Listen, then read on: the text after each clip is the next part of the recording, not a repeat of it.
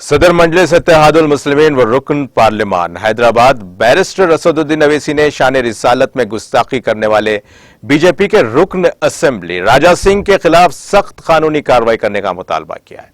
सदर मजलिस बैरिस्टर असदुद्दीन अवैसी ने कहा कि राजा सिंह न सिर्फ हैदराबाद शहर बल्कि रियासत तेलंगाना में भी पुरअमन माहौल को बिगाड़ने की कोशिश कर रहे हैं, जिनके खिलाफ सख्त कार्रवाई की जाएगी।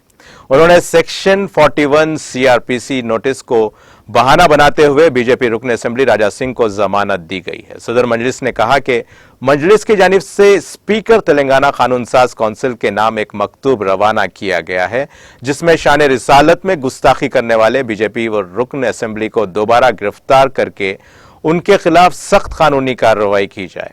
उन्होंने कहा कि राजा सिंह के खिलाफ संगीन इल्जामात आयद हैं। उन्होंने शहर की आवाम से पुरअमन माहौल को बरकरार रखने में ताउन करने की अपील की।